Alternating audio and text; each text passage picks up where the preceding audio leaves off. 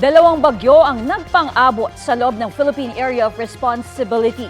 Ayon sa Pag-asa, pumasok sa PAR ang Tropical Storm Helen dakong alas 6:30 kagabi. Lumabas naman ng PAR ang Tropical Depression Hener kaninang madaling araw.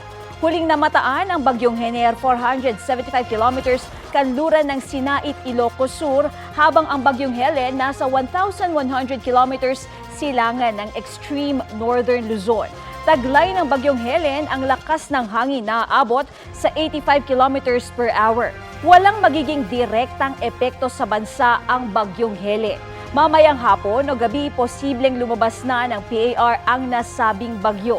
Sa kabila niyan, nagtutulungan ang Hener at Helen para palakasin ang hanging habagat na nagpapaulan sa ilang bahagi ng bansa. Sa mga susunod na oras, uulanin ang halos buong Luzon kasama ang Metro Manila.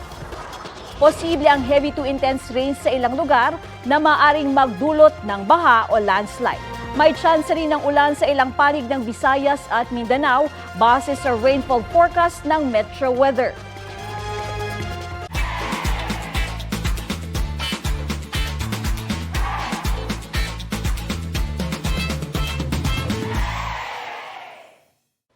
Kapuso, para sa mga maiinit na balita, mag-subscribe sa GMA Integrated News sa YouTube. Sa mga kapuso naman abroad, subaybayan nyo kami sa GMA Pinoy TV at sa www.gmanews.tv.